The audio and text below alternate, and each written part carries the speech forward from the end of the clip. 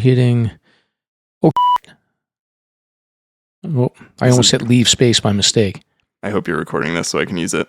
Yeah. I recorded it locally on mine. So, all right. Episode, wait a minute. Now I'm frozen. You are frozen. I was just about to say that.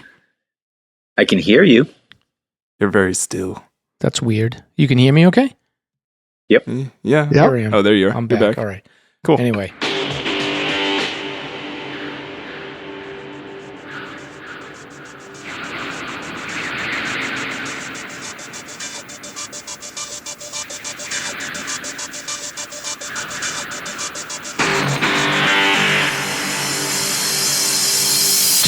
Hello, listeners. Nick here, and I just wanted to remind everyone that we have a live show coming up on Saturday, April 11th at the Mountain Wanderer Bookstore in Lincoln, New Hampshire. So come join us for this exciting free event at the store. Hang out with me, Mike, and Stomp. Ask any SAR, hiking, or White Mountains related questions you might have. We're stoked to be partnering with the new owners of the Mountain Wanderer, Forrest and Caroline, recording in this iconic spot and hanging out with the fantastic community of the White Mountains. So browse the bookstore and explore the newly added expansion of locally made New Hampshire gifts and decor, and a portion of the proceeds from the sales will be donated to the New Hampshire Search and Rescue groups. So we hope to see you there at the Mountain Wanderer on 57 Main Street in Lincoln on April 11th. Should be an awesome time.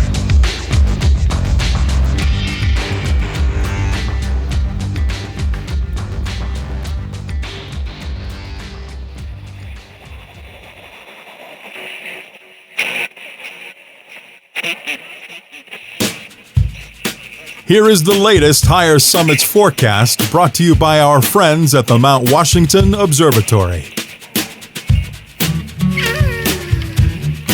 Weather above treeline in the White Mountains is often wildly different than at our trailheads. Before you hike, check the Higher Summits forecast at mountwashington.org. Weather observers working at the nonprofit Mount Washington Observatory write this elevation-based forecast every morning and afternoon. Search and rescue teams, avalanche experts, and backcountry guides all rely on the Higher Summits forecast to anticipate weather conditions above treeline. You should too. Go to mountwashington.org or text forecast to 603-356-2137.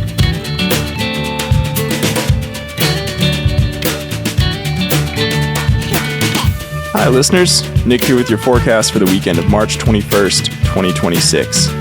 Friday, starting in the clear under increasingly cloudy skies, then trending into the clouds. Snow showers likely in the afternoon. Possible snow accumulations of 1 to 3 inches. High in the upper teens. Wind northwest shifting southwest at 35 to 50 miles per hour with gusts up to 65 miles per hour early. 25 to 40 miles per hour with gusts up to 50 miles per hour midday. Increasing to 55 to 75 miles per hour with gusts up to 90 miles per hour later. Wind chill rising to 5 below to 15 below. Friday night, in the clouds with snow showers likely, mainly before midnight. Possible additional snow accumulations of a trace to 2 inches. Low rising to the lower 20s early, then falling to the upper teens. Wind southwest shifting northwest at 55 to 75 miles per hour with gusts up to 90 miles per hour, decreasing 35 to 50 miles per hour with gusts up to 60 miles per hour. Wind chill rising 0 to 10 below. And Saturday, starting in the clouds trending towards in and out of the clouds under mostly cloudy skies. Slight chance of snow showers in the morning. Little to no snow accumulation expected. High starting in the upper teens early, then falling to the mid-teens throughout the day. Wind northwest at 35 to 50 miles per hour with gusts up to 60 miles per hour, increasing to 45 to 55 miles per hour with gusts up to 65 miles per hour. Wind chill 0 to 10 below.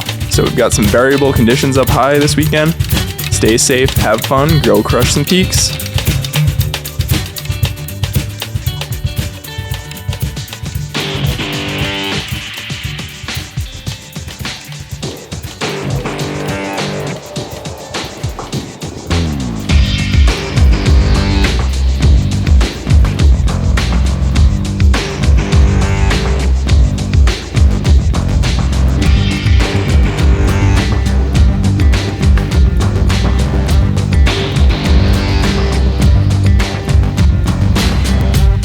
Broadcasting from the Woodpecker Studio in the great Live Free or Die state of New Hampshire. Welcome to the Sounds Like a Search and Rescue podcast, where we discuss all things related to hiking and search and rescue in the White Mountains of New Hampshire and beyond. Here are your hosts, Mike and Nick.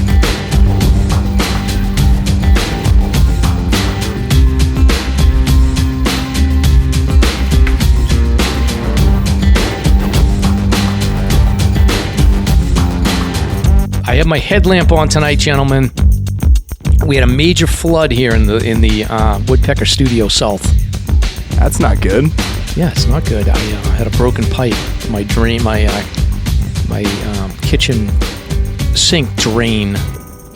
I guess over the years, it's like 50-year-old pipe. A little pinhole broke into it, and it flooded the floor out here. So I had to break through the wall and turn on my headlamp, and I just figured I'd wear it for a minute. So anyway, get us into the hiking. Did the plumber come out and fix it? Nick doesn't seem impressed. So okay. So Peter and Jake, welcome to episode 227. How you guys doing? How you doing, Peter? Doing real well. Thanks, Mike. All right, welcome back. And then Jakester, you've got your microphone situation all sorted out. How are you tonight? I'm doing fantastic. Excellent. And Nick, are you awake? Yeah, I'm awake. I'm here. Okay. I'm here. I'm excited. We just gave Ethan some of his first actual real food. Had some breast milk mixed with oatmeal. It's a success. He seemed very confused, understandably, since he's never had solid food before. But it went pretty well. So that's what I'm doing. You posted some pictures of him. He's like a smiley little fella. Yeah, Ash got some nice pictures of him in like St. Patrick's Day and his 4-month stuff. He's very emotional. He's either really happy or he's really sad or he's really upset. He doesn't have much of a chill in between, but he's mostly just smiling, so he's a happy little guy. All right, well, Yeah. That's great. He's got a cute little smile, I will say that. Oh, thank you. I think he takes after Ash. She's got a cute smile, too, I would say. She does. All right, so welcome to episode 227 of the Sound. We're changing the format up tonight, people. We're just going to do a deep dive on an overnight that the four of us plus a few friends did on the Gray Knob Cabin. So welcome to episode 227 of the Sounds Like a Search and Rescue podcast. This week, our friends Jake and Peter join us to do a shortened episode focused on our recent hike and overnight at the Randolph Mountain Club's Gray Knob Cabin. As part of this trip, some of the crew climbed Mount Jefferson and came back to the cabin, and then a couple of us just did the cabin out and back. So we'll share both perspectives. This episode will give anyone who is curious about staying at the Randolph Mountain Club Huts, Gray Knob, or Crag Camp a detailed summary for planning your future trip. Plus, you should hopefully be entertained. There were a number of sketchy parts of this trip that we will break down to help people understand some of the risks and safety steps that you can take when hiking in the Northern Presidentials in late winter. Here's a hint, don't do it. This is when ice becomes the primary feature on the trails. So I'm Mike. And I'm Nick. Let's get started. Let's get started!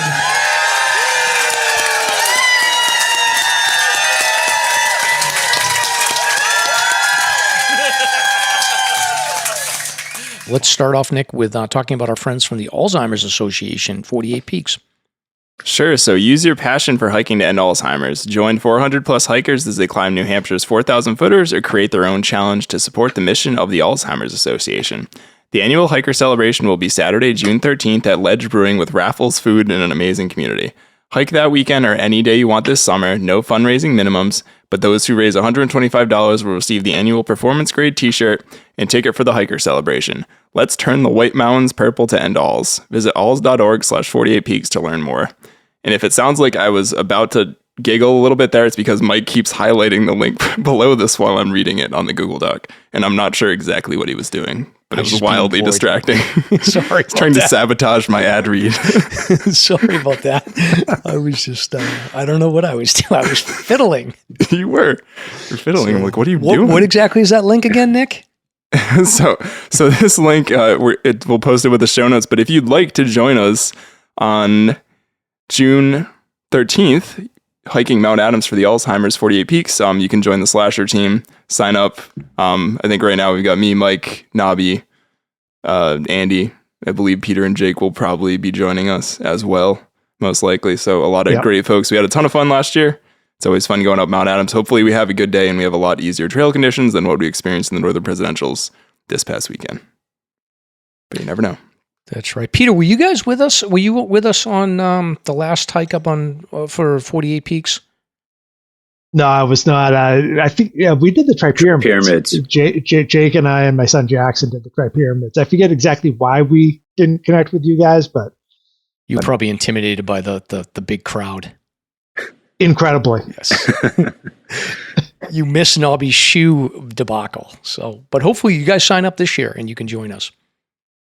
Yep. Definitely will. Yep. See if Julie can join us as well, Jake. So, excellent. So we are going to just cut out all of the other segments that we normally do, and we just figured that we would just do a recap of our Gray Knob overnight, so that anybody that's interested in the Randolph Mountain Club properties can check it out and they'll be prepared. So I think all of us have done a couple of trips up to Gray Knob at this point. So as a reminder, if you really, really want to go deep on history and some other things around the RMC, we did have Stephen Chase and Brad Meiklejohn on to talk about their book that they wrote about the caretakers at the Randolph Mountain huts, and they did a deep dive with us on the history there, so you can check that out on episode 208.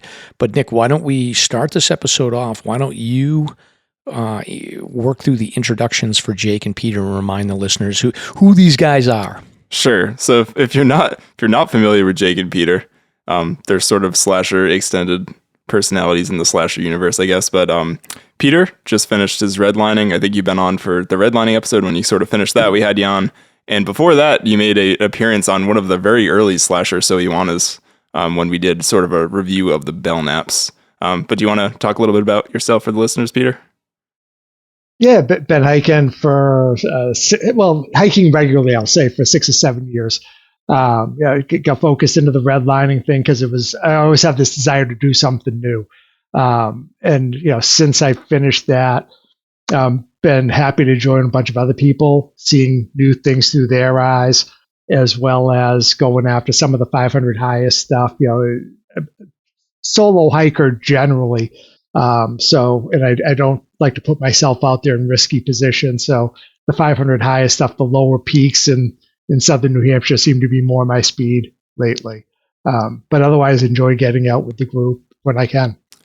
Cool. And then we've got Jake. So Jake has been on, I think, Slasher probably at least 2 or 3 times. You're on Pud's podcast to sort of talk about your rock climbing background, but do you want to refresh the listeners on who you are, Jake? Sure. I've been hiking regularly for, 7 or 8 years. Well, 7 or 8 years regularly, but still enjoyed getting out on some of the bigger stuff here and there for, 10 or 15 years before that. And I got into hiking as an alternative to rock climbing when I was already up north when I was much younger. If it's raining, I'm already in the North Country, and I can't climb a rock, so let's see how far we can make it hiking something. Cool. And Mike, do you want to sort of get into how you all met before I met? Hi, Julie. Hey, Julie. Yeah, so I think that, I met Jake through just being on the show. I think Stomp had reached out to Jake and his lovely wife, Julie, and had them on the show, and then we just got together, kind of like-minded individuals, and just started hiking together, and then that opened up. Peter and Jake had been friends for a long time through their hometown, and that opened up sort of like an additional number of people hiking, and then Nick, we got to know you, and picked up a couple of other people. My friend Steve from the Cape, who I met at the parking lot at the 19 Mile, I think, at one point on a winter hike. So just we've got this collection of misfit toys that have all gotten together, and we have a little text group together. I think there's about 9 or 10 of us. There's a couple of people that Tom is begging to get in the text group. My friend Tom, we'll talk about him. He's dying to get into the text group. He wants to know what's going on. And then my friend Jay is also dying. So we've got the text group is expanding, but essentially we just have a weekly check-in where everybody sort of just announces where they're going hiking. And more often than not, I think that a lot of us who were predominantly solo hikers have now turned into people that hike frequently with like larger groups. I think Peter, you sort of were a loner for a long time, or you'd get with Jake only, or but now you've sort of evolved. I feel like I've done the same thing. Like, what do you think about like the whole hiking in a group and thing? I really enjoy hiking in the group, and again, doing those things that you've done before, and maybe is fresh to the other person you're going with, and seeing it through their eyes. Still feel the need every now and then to get out by myself. Just sort of you got to work through some of the issues of the week, right? And sometimes it's helpful to do that by yourself. But no, having a core group of people to go with, and just seeing what people are doing from one week to the next, and saying, hey, maybe I'll tag along with that, is a great thing. Right. And I would say, and Nick, you can check me if you disagree with this, but I feel like Peter has become the safety conscious voice of the group in a lot of situations, where me and Jake are sort of like, we'll just keep going. Peter is the sort of adult in the room that oftentimes will call it. He'll basically say, look, we're close to our line and it's time to turn around. I feel like you've done that at least twice in the last year or so, maybe 3 times when we've done the hiking. Is that a fair assessment, Jakester, on Peter's instincts? I think so. He's not that he's afraid to keep going, but sometimes it's just not worth it to keep going. And that's usually it's something creeping into the back of your head. I don't know about this anymore. And Peter says, I think we should turn around. Yeah, you're right. We should. Right. And we're all looking for that one person to say it. And Peter's the one that's usually quick enough to pull the trigger. So thank you, Peter, for being that guy. No, I always look at, we're out there to have fun. And when it stops being fun, it's time to turn around. Right.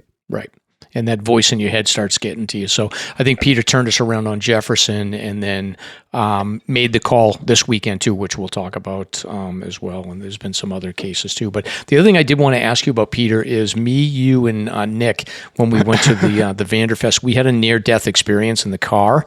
Can you just give your perspective on that? Like I gave it a little bit of a perspective on it. Me and Nick talked about it, but I think I've sort of blocked out that moment. But I'd be curious to get your perspective. I don't know if we talked about this on the podcast yet.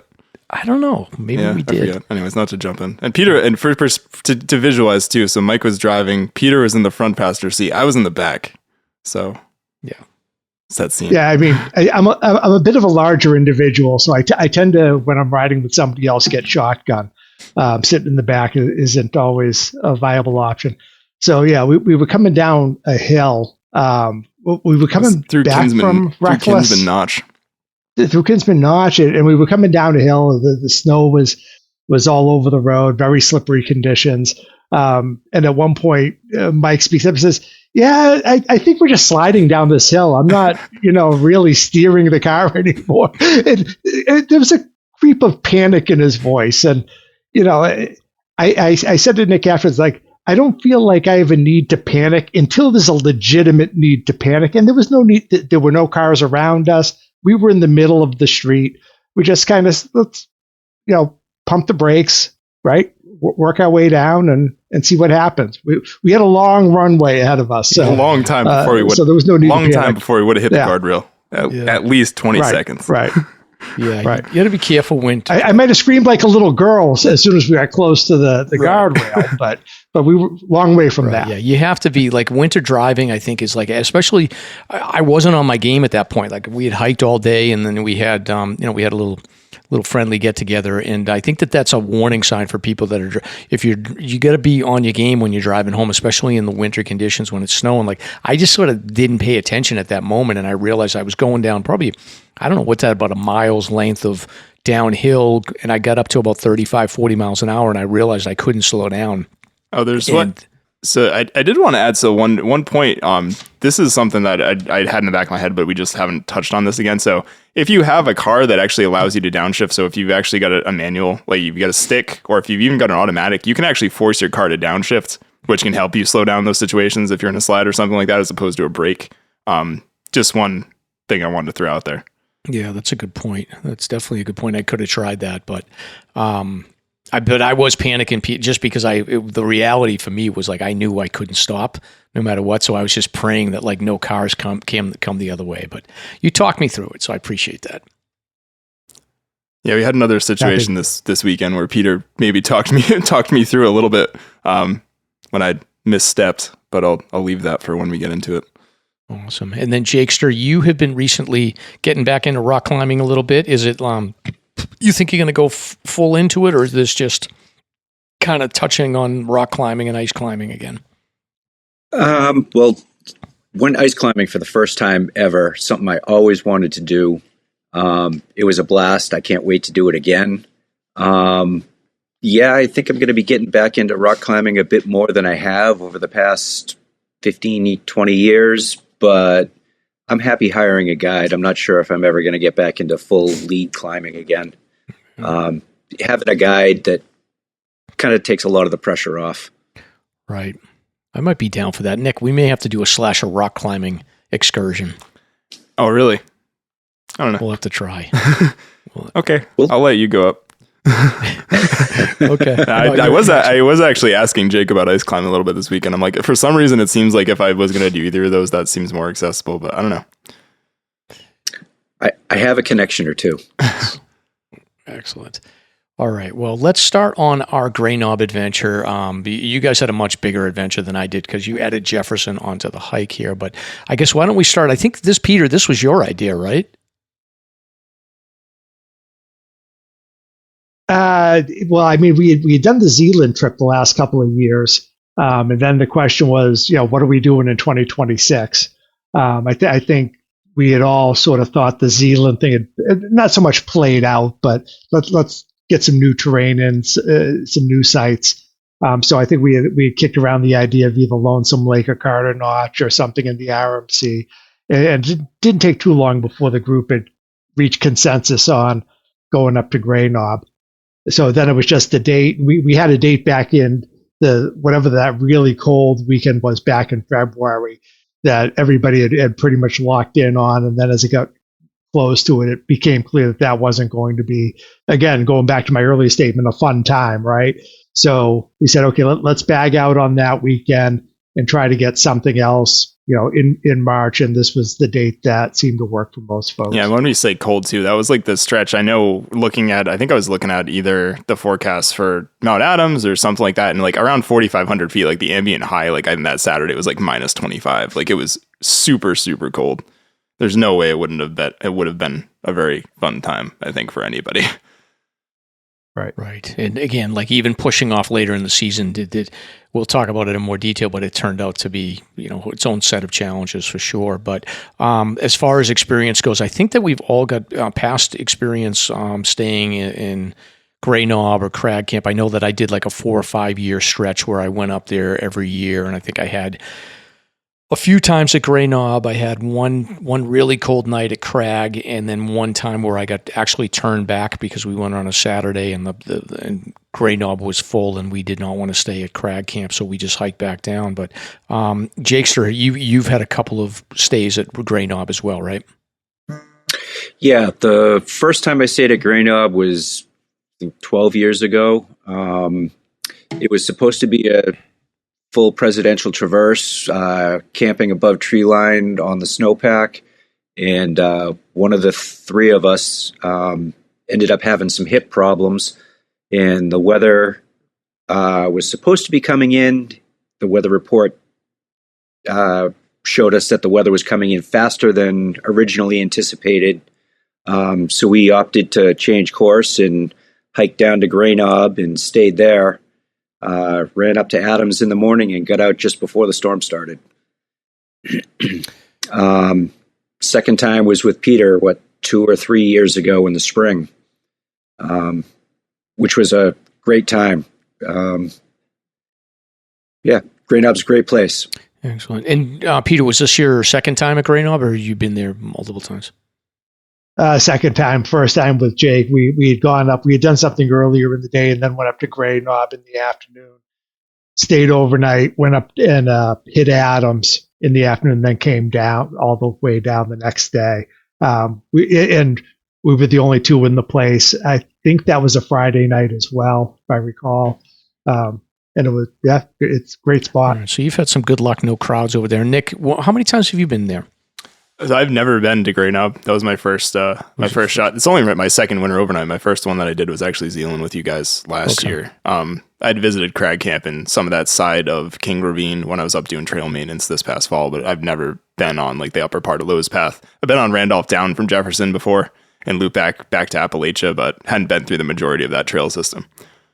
Awesome. Well, all right. Well, why don't we, so yeah, you definitely had a full adventure on this one then, Nick.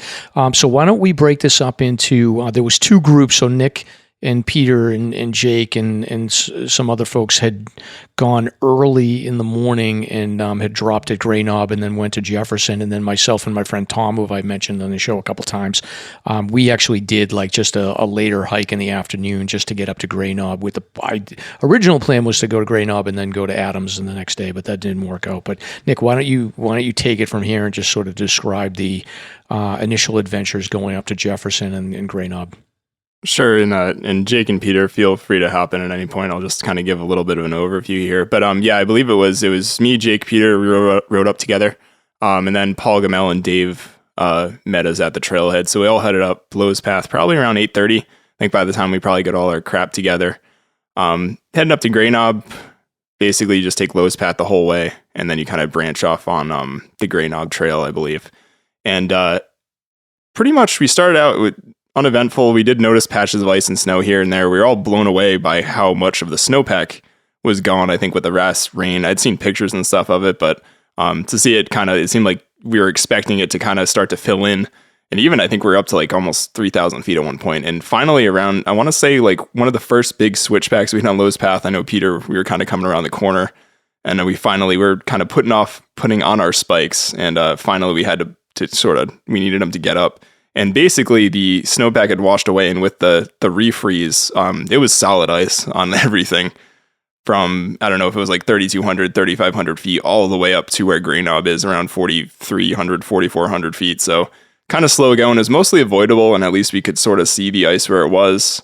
We got to Grey Knob, dropped most of our overnight stuff. Paul Gamel was just joining for the day, so he actually just sort of had his day hike.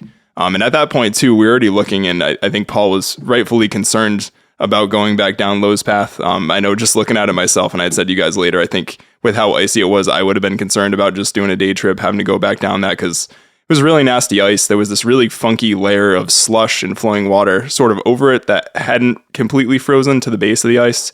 So you almost had to like double kick in with your spikes. I think we had a mix of hill sounds and Catulas, but just kind of precarious, really had to pay attention to what we were doing. After we got to Grey Knob, we kind of all had some lunch after unpacking, and then we made our way up to Jefferson. So more or less from there, you take the Grey Knob Trail. Eventually that connects to Israel Ridge Path and Randolph Path. They're combined for a little bit. Then you branch off on Randolph Path. That'll take you to Edmonds Cole. Do you want to kind of give a little summary about what the trail conditions through that section look like, Peter? Yeah, I mean, what we ran into was a little bit more of just the sheer blue ice type conditions. And then when we got towards the corner where you're starting to side, it was that really narrow, almost a tightrope type monorail, right? It was actually really supportive when you were on it, no matter how narrow it was.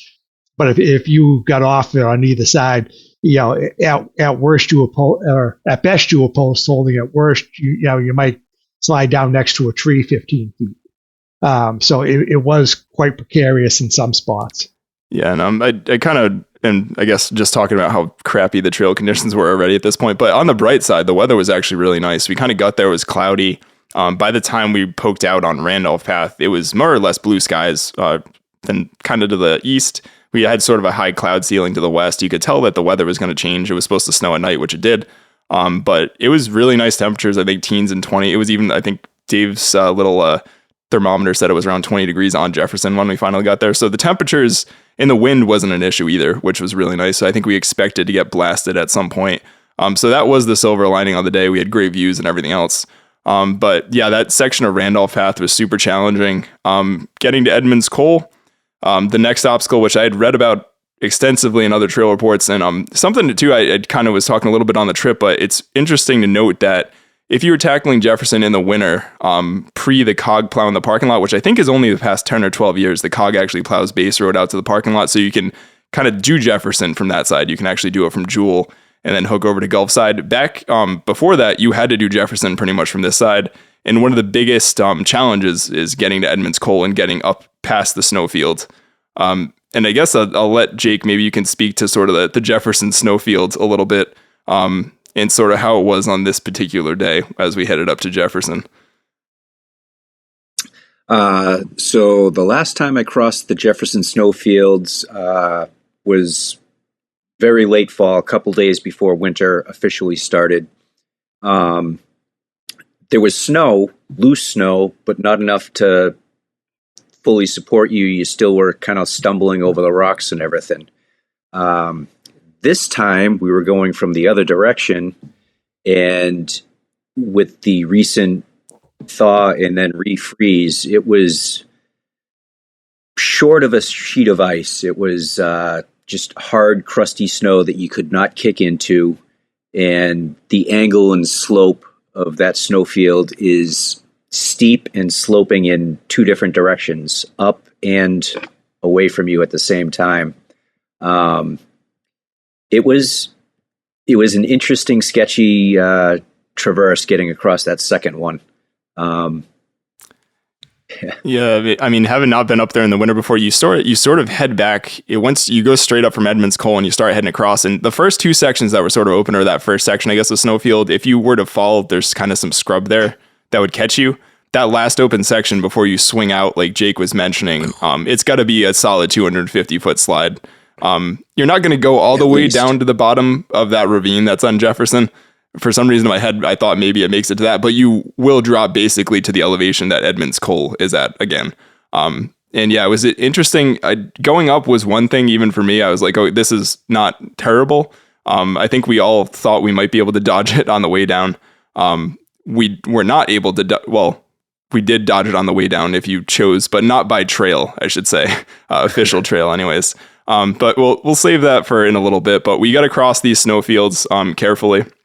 And headed our way up to Jefferson, and it's kind of worth noting, like Jake was saying, the trail conditions up to Jefferson, you couldn't really see too many cairns and stuff like that. I think, Peter, you were sort of leading the way up there on basically kind of ice, packed snow and ice the whole time. Yeah, it was just, head up the hill, right? I mean, you can kind of see it. Anybody who's been out there before, you can kind of see the summit of Jefferson when you're down.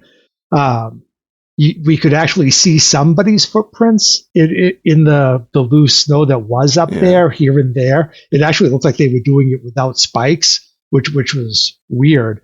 But yeah, I wouldn't say that we didn't follow a trail. We kind of roughly see it, but it was more just zigzagging up the summit cone. Yeah, and we've all got the Garmin watches and whatnot too, so I think we're all kind of paying attention to that. So yeah, we got up there, and I think both of you guys needed it for your winter summit. So that was a nice accomplishment. Say there's kind of just that pile of rocks up there, but there was great views. I think Washington was a little bit clouded. It kind of poked out here and there as we were coming down, but really great conditions to be on that summit in March, I will say, as far as just weather. Very, very little wind, surprisingly. Yeah, almost like ominously little wind. You could say, but we hung up there for a bit, and then Jake is working on his redlining tentatively, and he was looking to get the upper section of Six Husbands, which I haven't been on before, and we were going to hook back to Gulf side. We thought that was going to drop us below the snowfields. It did not, but I did want to call out that section of Six Husbands has phenomenal views. You've got Washington basically to your south, looking over sort of a snowfield, and then you've got the most spectacular view of Mount Adams I've seen. Rising up from the ravine in front of you. Quite awesome. We found Gulf side. We ended up getting back to the snowfield again. So that first one, I think all of us looked at it. Jake was kind of going high over it, and I'm like, it was kind of funny because none of us were just like, I don't even know how the heck we're supposed to get back down to where we were. That was just kind of funny. And I guess here is where we all deviated a little bit. I didn't particularly want to go back across that thing, to say the least. I think all of us were having trouble visualizing it. Jake, you did a fantastic job sort of poking around. Peter had kind of chose his own adventure, going straight across the top and worked his way back down. I think eventually do sort of the second or third snowfield on Gulf side. Jake and Paul or I should say more Jake sort of kind of tiptoeing, and very carefully you were able to sort of find the path back, and while with Paul behind you. And while this was going on, I was actually looking over the other side with Dave to kind of get back. We figured out sort of a different way off a ledge that was above where Gulfside comes back in that you had initially looked at, and down climbed maybe a little bit and then followed the scrub sort of back into that where that pocket was before you entered Gulfside. But I did want to have Jake talk a little bit about poking around, trying to find that way back down the snowfield, because this was pretty interesting to watch, to say the least. Yeah, so when we first got back to the snowfield, I looked across it, and what looked like the entrance to the trail in that scrub, it was between the scrub and that big giant rock that we ended up on top of. It looked like the entrance to the trail. So I just kind of followed that line, and it seemed so much easier than when we came across the first time. And we got almost to the end, and I said, wait a minute, the entrance to the trail is like 50 feet down that way. And it did not look fun to get down to there from up above. So all of us went up to the top, and Peter started going all the way over the top, and I think you were following him. Me and Dave crawled on top of that rock that you were looking at, and it looked like it was down climbable, but I wasn't sure everybody's comfort level of getting down that rock. So I was like, it's doable, but I want people to come look at it first. And I think it was Dave came out and looked at it and said, I'm not so sure about that. So he started heading back, and I started following him, and we got about to the middle of the snowfield, and I could actually faintly make out where we had crossed, gone off trail, off our previous line. I said, I think I can see the line. I'm gonna go for it. So I just very slow, hiking poles, 3 points of contact at all time, and just one step at a time, and found our old line and just followed that back. Paul right behind me.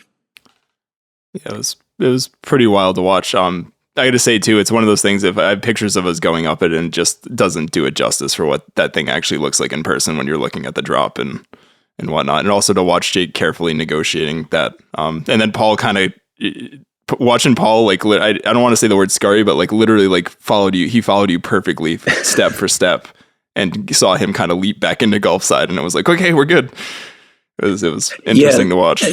It's one of the few times I've seen Paul look a little nervous. Yeah, he's pretty seasoned, so I know if he's looking nervous, you should be concerned. Nick, I remember asking you about those snowfields before you headed out, and I got the impression that you thought that they would be basically like gone pretty much, and that they'd be a non-factor. So I think it was Jake and I were texting back and forth, and I think we both were like being overly optimistic, to say the least. Yeah, I would say so. Yes. Yeah, they last long for a reason. And yeah, it's just snow. It's kind of like how even out Tuckerman holds snow. Like there's just snow that gets whipped over that sort of western side of the Prezzies, and it just bowls up in Jefferson. That snowfield's kind of a long lingering factor, usually even in, like, I've seen it up there in late July, even before. I remember hiking the Carters in the summer. But yeah, it sticks around for a while, but something to be careful of. I think that one will stick out in our memory for a while. I know it will be something I'll think about for a while, and whether I want to consider doing Jefferson again after a thaw freeze cycle, for sure. But yeah, after that, in that fun part of the trip, we made our way back to Edmonds Cole, and other than it just kind of being a pain in the butt, going back on Randolph Path from whence we came to Grey Knob, really uneventful. I think I got teased because I dropped my trekking poles like 2 or 3 times down some pretty large ditches off the monorail. Not used to using them, I guess. But yeah, we got back to Grey Knob, and I think shortly after we were all kind of just decompressing and sort of setting up for the night and having some food. Oh, Jake's got one thing to mention here. One thing about that section of Grey Knob Trail, I was not happy that somehow it was uphill both on the way to Jefferson and on the way back to Grey Knob. Oh yes. So, and according to my watch, it went up 250 feet, roughly. You never actually leave that same contour line. along what's essentially the backside of Adams or Sam Adams. But yeah, it kind of just meanders and goes up and down, and the footing's crappy in the summer when I've done it before, and it's still crappy in the winter, especially after the conditions we had. Did want to call again though, like absolutely beautiful views from that entire trail. You can see Jefferson sort of behind you at that point. You could see the Percy Peaks, a beautiful view of the entire Kilkenny range over there. And then you can see sort of Mount Martha, Cherry Mountain, that area. Really gorgeous views as you are on a side hill the entire time. So at least it makes it somewhat more bearable. So we had all got back to Grey Knob, and I think that's, I'll let where Mike and Tom enter the story here, because you guys are about to appear. You got started a bit later than us. Right. So we had to skip the Jefferson adventure just because we had to work in the morning, and then we headed up around 11 o'clock. So I met Tom. We drove up, stopped at Yaya's, got some sandwiches, and then parked at Appalachia. So we had two cars. We had two sets of cars, some at Lowe's, and then one car at Appalachia, which is nice because we had some options for the next day. We didn't have finalized plans, but we just assumed we were going to go to Adams and then maybe come down Valley Way or something, but that didn't materialize. So we just made our way up what I would call probably the standard route for most people if you're just going directly to Grey Knob. Starting from Appalachia, you would go up. Actually, you connect with the link right out of the parking lot. Go to the link for maybe 3/4 of a mile. It's kind of interesting down there. I don't know if people realize this or not, but if you go to the right, heading towards Lowe's Path from Appalachia, it is private property that there's an easement that the Forest Service has with the landowners, but there's a lot of things going on there. There's a maple syrup operation, so there was all kinds of tree taps that are flowing into sugar what do you call that? A shed, sugar shack. And we were able to walk through that area, which was kind of cool. And then they have a nice wooden bridge over from the link that connects to Amphibrock Trail. And then Amphibrock goes through a logging operation as well. So you can see in the lower portions of that trail, like the maple syrup operation, the logging operation. And then it's pretty much for the first, I would say, mile and a half of the link in Amphibrock is pretty easy footing. It's like a slow elevation. You go from 1,400 feet up to about 2,300 feet. And then once you get to 2,300 feet, you sort of get your first kind of tricky situation there. So we had to deal with some water crossings. We had two water crossings that we had to deal with. The first one was at 2,300 feet. It was a wide section of what they call Spur Brook. So essentially, Amphibrock and the Hinks Trail go right along this Spur Brook, which goes all the way up from, I think it's close to where the Grey Knob and Crag Camps start. It flows all the way along that. So you're hiking along that. At 2,300 feet, you have to do a water crossing, and the water crossing was pretty far. It was running super hot. There wasn't a lot of rocks there for you to step on that weren't already covered in water. The ones that were visible were covered in ice, and it was newly formed ice. So you had to, I didn't have my hiking poles. I left one of the hiking poles in my car, so I decided not to go with hiking poles. So I had nothing to really poke at, and I made it over the first water crossing pretty easily. I just sort of jumped. Tom, who I hike with, is an elderly gentleman and does not like to jump. Peter's laughing, so hopefully Tom will hear this. Tom's a little older. He's a little more cautious, and he does not like to jump. He likes to have good footing. So I had to help him over a little bit. So I took his pack and brought it over. I basically went halfway across, grabbed his pack, brought it over so that he could use his poles and kind of go on his own without that extra weight. So he slowly made it through on another line, but we knew that basically that the next water crossings were probably going to be just as difficult, and it did turn out to be the case that it was difficult. So continue up Amphibrock to, I think it's around 3,200 feet. You connect up with the Randolph path for a very short section. And there's another water crossing there at around, like I said, 3,200 feet. This water crossing was more difficult because there was a number of rocks on there, but I couldn't really get a sense on where the rocks ended and where the ice began. And the ice was just newly developed because it had been a warming situation there. And Nick, you guys didn't have any water crossings on Lowe's, right? Yeah, I don't think so. We didn't, guys, right? No. Yeah, we didn't. No, well, unless the whole trail was the river that was frozen. Yeah, I mean it was wet, but no, there wasn't anything in sort of the whole stretch that we did. I did want to call it to you just for because I'm always the stats guy, but our total trip, if you're heading to Jefferson from that way with Grey Knob and then just going back to Grey Knob, it's about 9 miles, and we had around 4,600 feet of elevation gain.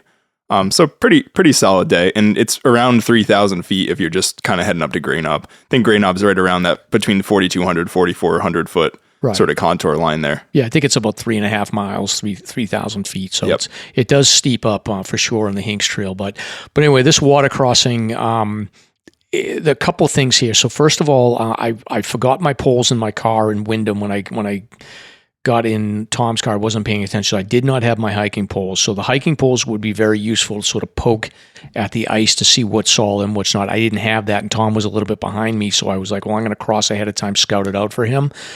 And I ended up stepping on a rock, and then I stepped on what I thought was another rock, and it was really just ice. The second I took my foot off the rock, I went right through up to my knees. Now, when I was at the car at Appalachia, me and Tom sort of joked around and said, like, because Peter had messaged us and said snowshoes not needed, I kind of mentioned, or maybe Tom did, like, oh, maybe I don't need my gaiters. And I said, no, I'm going to wear them to keep my legs warm. Well, having the gaiters on, even though I didn't technically need them because the snowpack was not bad, was still helpful because I went in up to my knees. And then I went to step on the other section that I thought was a rock, and I went through again. So I'm in like roaring water that's flying through a steep section, and I'm trying to scramble up to get on some rocks. And luckily, with the gaiters on, I gained me like 3 or 4 seconds I needed where it wasn't completely catastrophic, although I will say my boots got pretty wet. But the rest of my calves didn't get too wet, which was nice. So, but anyway, I went in. Tom completely freaked out and panicked. He's like, "Oh my God, are you okay? Are you going to get hypothermia?" Peter's laughing again. And I was like, "No, I'm fine. I'm going to just keep moving." So that's what we did. So he slowly made it across. We sort of figured out a way for him to get across. And then we started heading up towards the Hinks Trail. And Hinks is named after the actual first person who had originally built Grey Knob. So the original cabin was Dr. Hinks' family. He built in 1905. So that's where that trail gets its name. But essentially, when you get on Hinks, super steep. It's probably, I don't know, about an 800-foot climb or so, maybe a 1,000-foot climb from that section. And it's in like less than a mile. And it was all ice flows, super sketchy going up. That's when we ran into Paul Gamel, who had broken off from the crew, and he didn't look too happy. But we had a quick conversation, and then headed on our way and then he headed down, and he made it down safely. So we did make it up to the camp to the hut, and then these guys were all relaxing, celebrating their victory on Jefferson. And then from there, I guess, Nick, all the logistics of the camp come into play here. So you want to break those down? Yeah, sure. So Grey Knob Shelter, mentioned a few times, it's run entirely by the RMC. I'm misplacing fuel as I'm reading, trying to say fuel rules. So a few rules within the hut itself, or the cabin, I guess in this case, I keep calling it a hut. No traction allowed inside. You got to leave poles, spikes, crampons, any gear, snowshoes outside. It was actually nice. They had some hooks to hang stuff on, like sort of in the, I guess almost like not a mud room, but sort of a little intermediary area before you actually enter in the hut. You can't use any white gas. You have to use regular ISOPro fuel stoves. Jet boils are fine, and they do have boards just to use when you're kind of using your stove inside. Got to stay away from the gas burner. There's a little propane burner in there that the caretaker uses along with the wood stove. The caretaker also has his own water.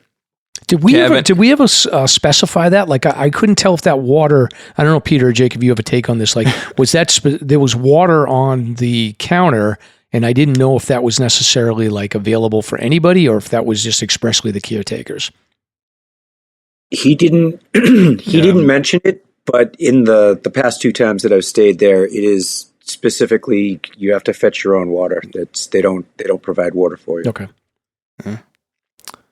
All right.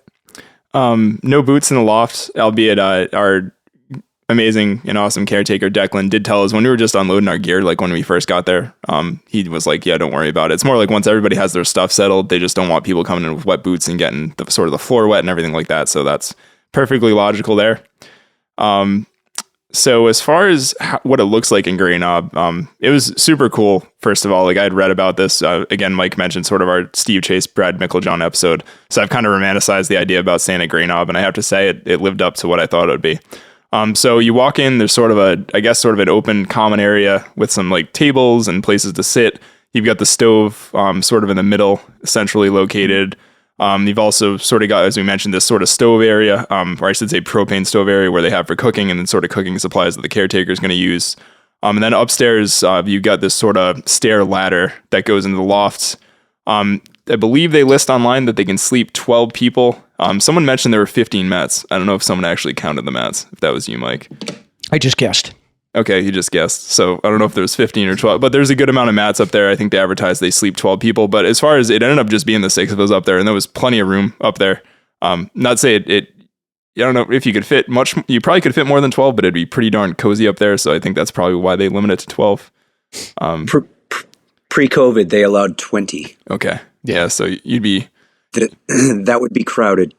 Yeah, you'd be challenged getting up in the middle of the night to probably step over people. Yeah. To I've been use up the there when bathroom there's outside. 20 people in the loft, and it's brutal. I mean, everyone. So you run out of the mats, and then people just use their own mats to sort of like the walkways get filled up with sleeping pads.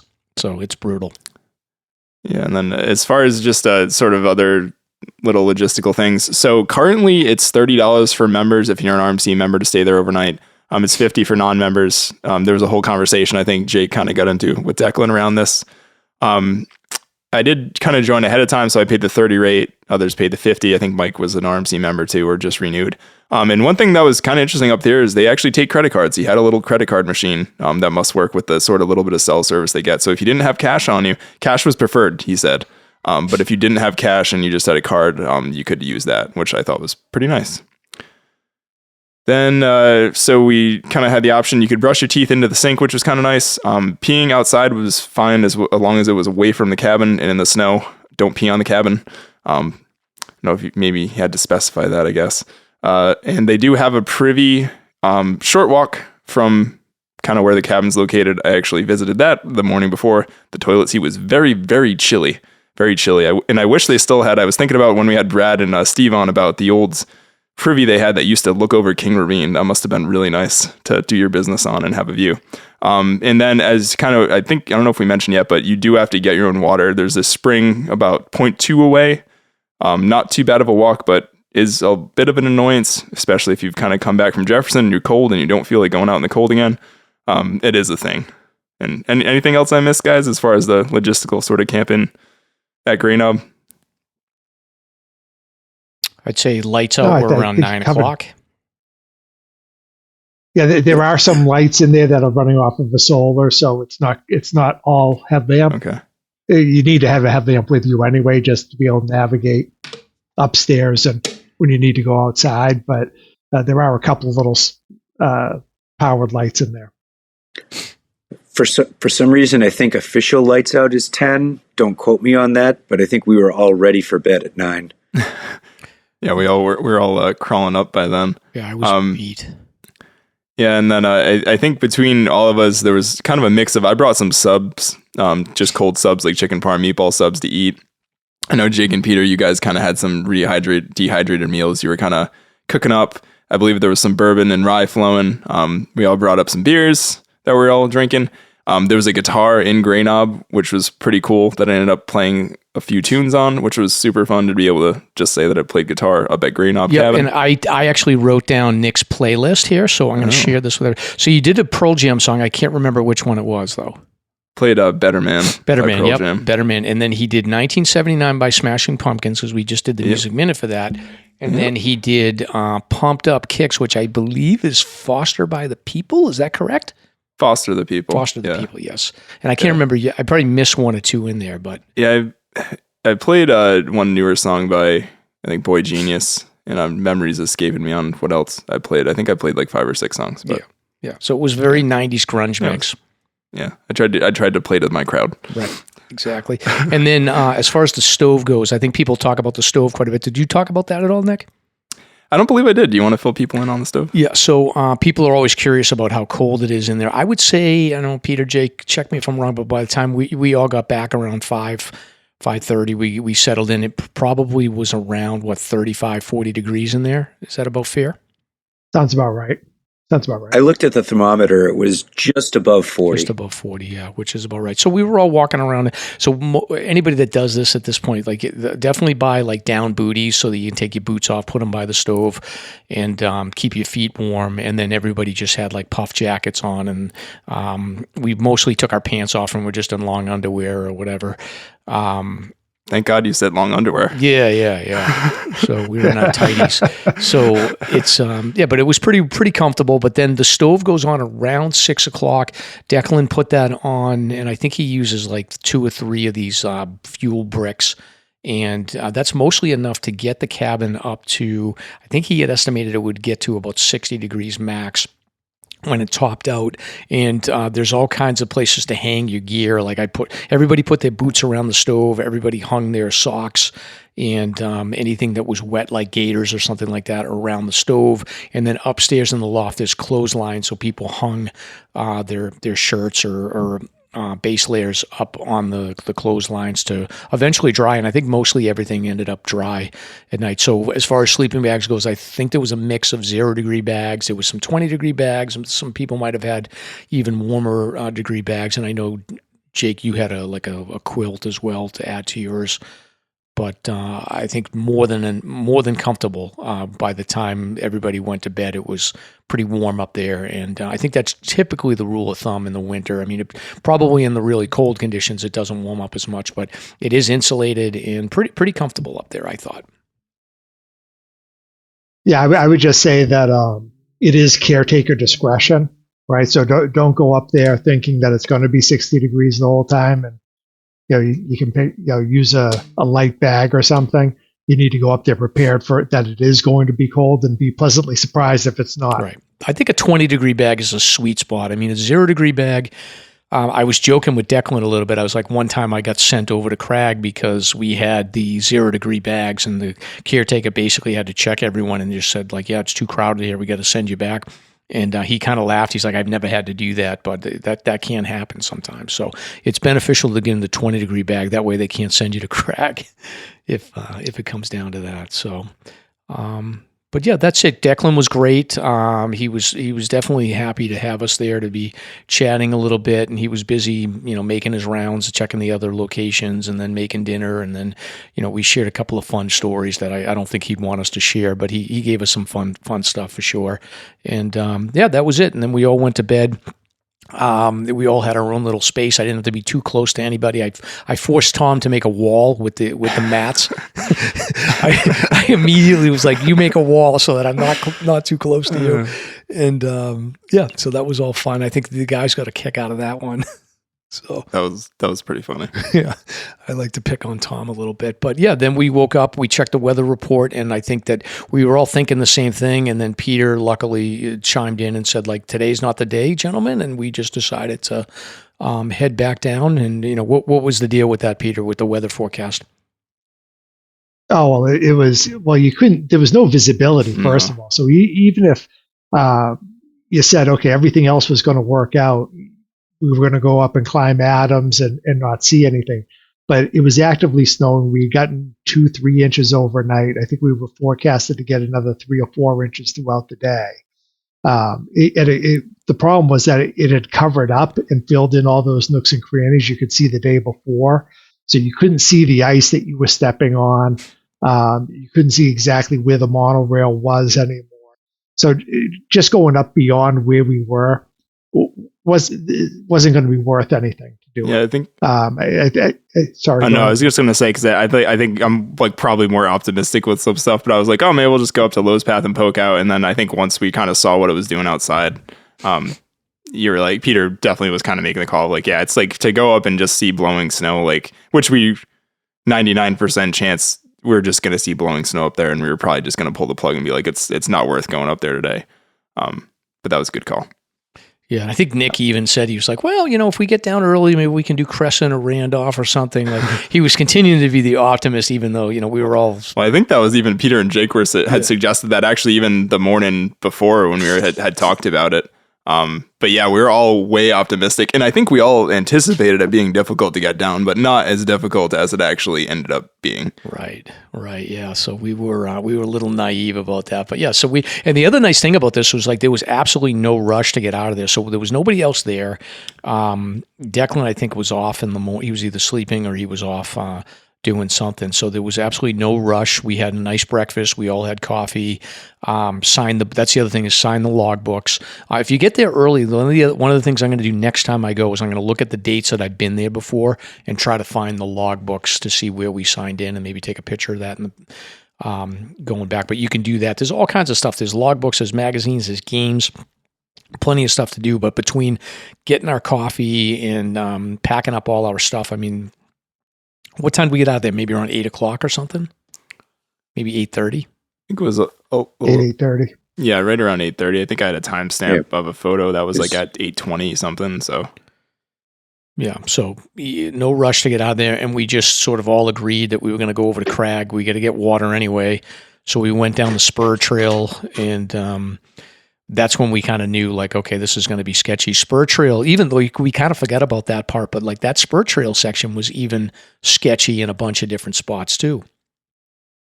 yeah, I think the upper part of spur, like, I don't know if it was the first quarter, half a mile wasn't too bad. And then it really didn't take too long before we hit like that first section where we were like, I don't think we can go down the standard way.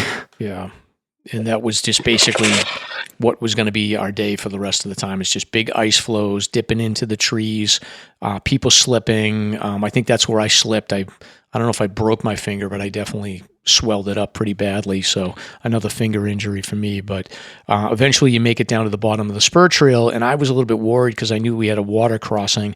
Luckily, that water crossing seemed to be a little easier. And it was kind of nice to have our friend Jake, who was a spider monkey. He went right across that thing with no problem and showed us the way, which is good. And we also have Dave and Peter, who are very tall. And if we need to, they can hold their hands across the water crossings,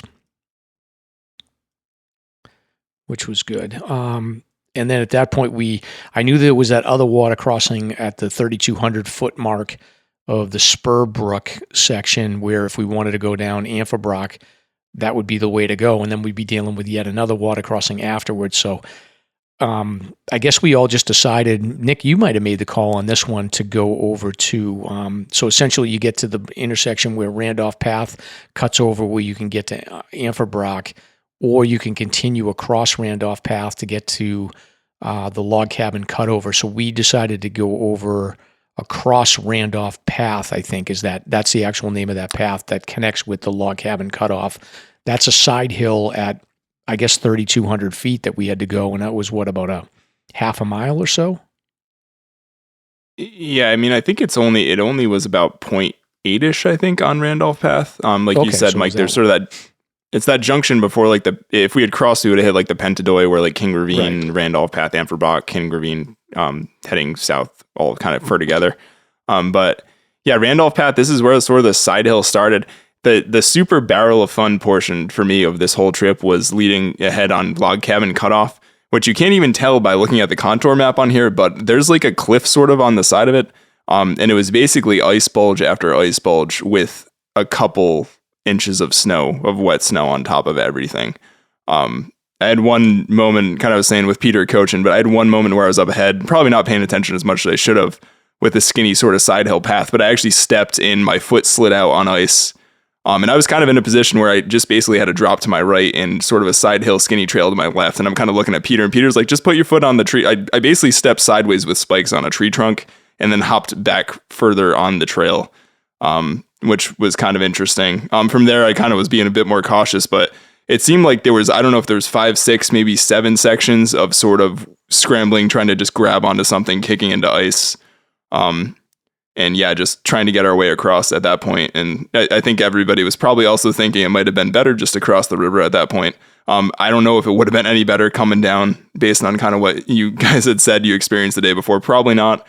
And I think here too, we hit the log cabin and we all kind of had in our heads that, oh yeah, we'll probably pop out on Lowe's Path before the ice flow started, but we did not pop out before the ice flows started. So I don't know, Peter, Jake, you kind of want to take over the story from here?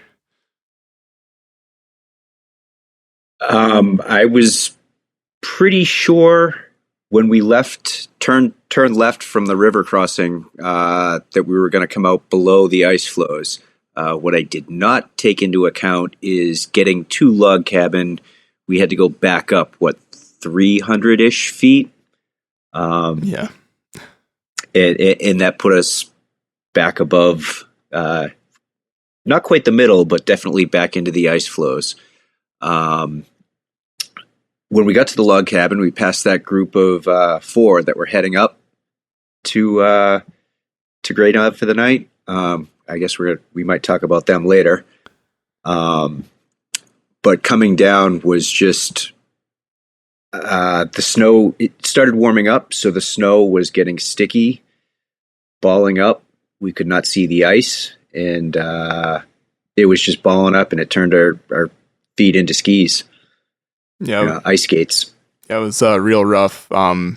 Saw Peter. Peter, you went down pretty hard at one point. I think the snowshoes saved you whacking, but Yeah, I put my snowshoes under the brain of my pack, so they kind of sit right behind my head, which I guess in some situations might be hazardous, but in this case, it sort of saved me. And it was what we all dealt with. Just you couldn't see the ice underneath the snow, and took one step the wrong way, and the foot went out. You went down. Took a pretty good fall. I will say too, for how timely this is in terms of when it goes out. There was a rescue the next day, not pretty close to where we were over near the log cabin too. We had run it, who I think we ran into that group that were going up towards Grey Knob as we were coming down. So we saw those guys. They looked super prepared, super knowledgeable about what they were doing. Super confident and everything else. And just to say, it can happen to anybody when you're out there, one foot going the wrong way and you go down and get hurt. Yeah. Fortunately, we didn't have anything happen to any of our group that, needed anything more than, a little bit of ibuprofen the next day.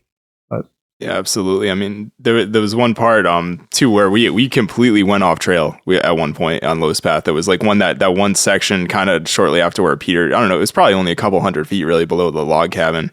But just a nasty, it had to be a 250, 300 foot section of downhill where we literally just ended up walking around the trail completely because I don't think and even if you had crampons on, I don't know how much it would help with Jake was mentioned sort of that mushy snow factor. I don't know if your the teeth would be long enough to really punch into the ice beneath it. But just really, I don't know how much we can emphasize very, very tricky trail conditions. Just really rough. Like Peter said, that those guys that they had to get rescued the next day, it very, very easily could have been any one of us because I think every single person in our group, took a fall at some point. We were lucky that we were being careful and grabbing onto the trees, taking it extra slow, but it very easily could have been any one of us. Yeah, it's definitely sketchy conditions. We all had micro spikes. Probably could have used crampons there.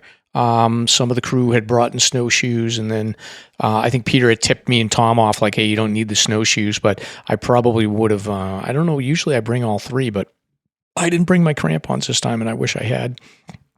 But I don't know how much of a difference it would have made one way or the other with these ice flows. It was just, no matter whether you had crampons or you had micro spikes or hill sounds, you were just going to have to go slow. And there was no question there was going to be times where you had to dive off a trail and go into the woods just to protect yourself. So we were all kind of one slip away from just disaster at this point. So we got lucky, and then I think a lot of us have experience and know how to do our footing, and they know when to dive into the trees and when not to. So all good for us. I think that the guys that ended up needing the rescue the day afterwards, we ran into that crew, and they looked like they were pretty well prepared. So it can happen to anybody.